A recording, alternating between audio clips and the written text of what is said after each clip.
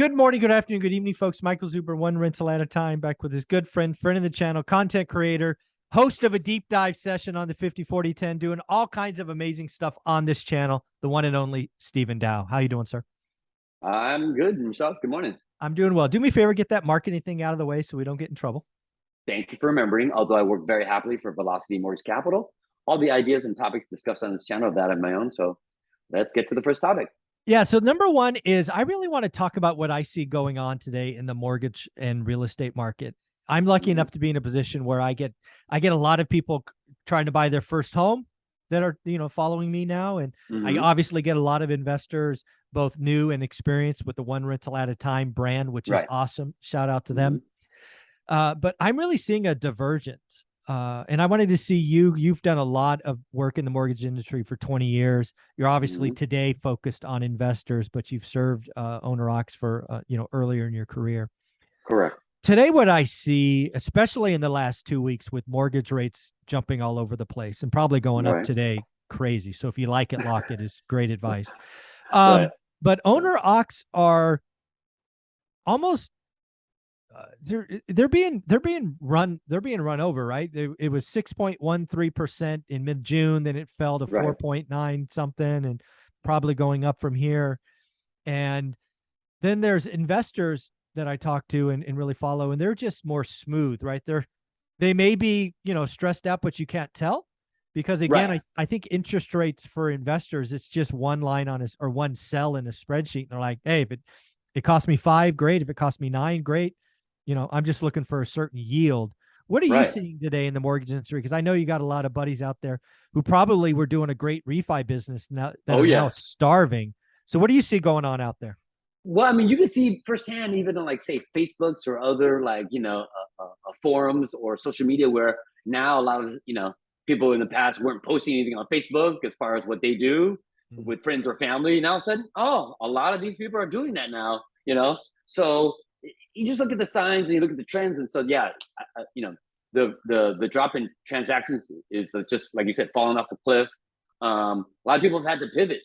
I know a lot of people are now more vested into the non-QM space because there's no more opportunity, because again, like you said, that's more of like investor type products. And so again, just one line, because they're writing great offers. I'm doing them right now. We went to docs on it originally started up as a 75-15-10, but ended up as a 70-20-10 because we had to move some stuff around, but the buyer found the right seller, and they got a 10-year interest only second at 1%.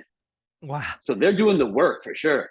Yeah, that's what I love about this channel, right? We brought the structure of 50-40-10 probably 6 months ago, and it was our creation, right? It was my creativity with your framework. Right. And for the first month, people thought we were crazy, right? It was still a hot market 6 months ago. But again, we look ahead, we see the future, we know all the comments coming. are like, what are you guys talking about? Yeah, it's illegal, like, blah, blah, blah. I'm like, what are you talking about? It's illegal. This is crazy. But anyways, really what the process is here is to bring it to folks. We did a deep dive on it, which again, folks, if you want to see 90 minutes of pure Q&A, go to my playlist called Deep Dive. It is there. I think it's called Deep Dive 50-40-10. And it really keys on finding the sellers that have equity so they can say yes. I think too many people hear seller financing and they pitch it to the wrong seller. If you're sitting in a home, you bought it 2 years ago, you've got 10% equity. Very few people on this planet could carry 50% when they have 10% equity, right? They're not going to write a check at closing.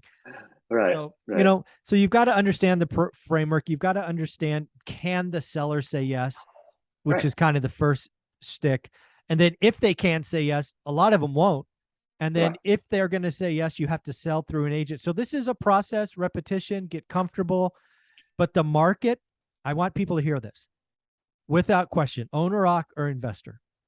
Every day for the next 6, 12, 18 months is going to get better for buyers. Every day. Sellers are going to freak out. Some sellers have to sell. So do the work, write the offers. What do you think? Oh my gosh. I saw on my same street here in Georgetown, Texas, outside of Austin, original listed price was $825. Wish pricing, of course. It was right at the top, right? and I don't know if their agent really, advised them correctly, but dropped it to 625 recently. 825 to 625. And how many days roughly? I want to say 2 weeks, 3 weeks. Not wow, a 200K Not that drop. long. Wow. Not that long. Yeah. Again, Wish pricing when they first listed, it came out on the market. And that's a hell of a drop. Yeah, not good. That's a huge drop. What did you buy? What did you buy your house at? How long you been there? 554.9. Last June. Okay, so it's still up from June. We're still up. I mean, I like it for the neighborhood and future kind of investing at some point, because I'm right across the street from an elementary school, and 825 like is total Wish pricing. Total. Oh, I mean, at that time things were kind of trending that way, but I don't know what agent they got, but they were playing the wrong game. Yeah, exactly. Sorry, no foot traffic. Actually, excuse me, it went into contract pretty fast initially, but then fell out right away, because I think that's right around all the price drops and everything else. So they're like, whoa, no, I can find a better deal. Why am I paying for this with this? Yeah. And so when my neighbors sold theirs at 705, so right before the bottom dropped out, so they got lucky. Yeah. So again, this market that we are in, again, I want people to hear this. If you're a homeowner, FHA, VA, 203K loan investor, let's write great offers. And again, to me, a great offer is you're going to get the seller to kick in at least 3%. I believe that is what most mortgage brokers accept. Work with your broker to figure it out. For me, that's a combination. That's getting some closing cost credit and some rate buy down, right? Especially if you're going to buy an investment or your home and your plans to be there 10 years or more. Get the rate buy down. That's extra cash flow every month. It's either profit if it's an investment, or better cash flow each month if you're an owner. What is on your deals? Is it 3% the limit? Right. With us specifically, we allow up to 3% for the seller to contribute toward the buyer's non-recurring closing costs, in addition to the 90, to the 50, 40, 10. Yeah. In addition to blanket loans, in addition to stated income. It's really fun to where I talk to a lot of one rental at a time viewers, subscribers, students. When you start exposing them to all these like layers and all these, I guess, levers, like how you like to call them, like, oh my God, oh my goodness. And so it's really fun to expose them to basically a tool that they never really thought that they, had. And now it's like, they're thinking about all these different possibilities of like, structuring a great deal. Yeah.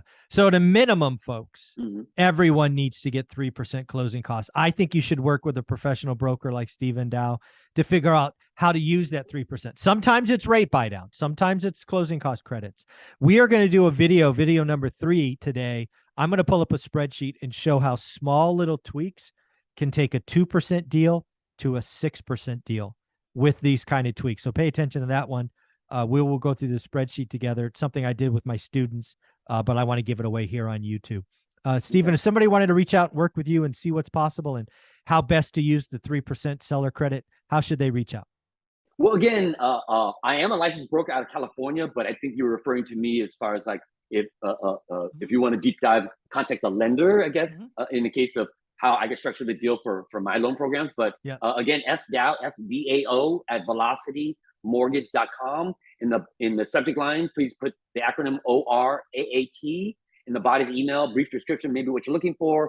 Address would be great, or at least the city and state where you're looking to invest. Your mid-FICO score, best phone number to reach you at, typically 24, 48 hours. I'll be in touch. Pretty much I've caught up to I think most of my emails. I'm still finding some stragglers here and there, but please bear with me. If I hadn't responded back to you, let's say like I hate to say it, about a 2-week period that you fell through the cracks, just email me back. I'll be back on it. But otherwise, looking forward to working with you. Yeah, do yourself a favor, folks. The subject line is 5 letters and 5 letters only. He has a very the ones strong... that pay attention and are doing it, I get to them right away. The ones that are like putting something else in the subject line, and I appreciate that because they're trying to be communicative and detailed.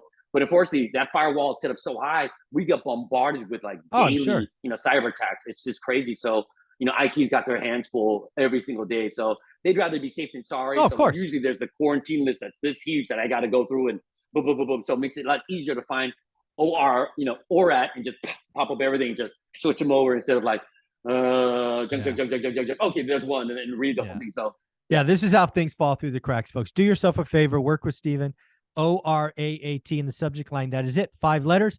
Anything else you want to put in the body of the email. Thanks, buddy. Thank you.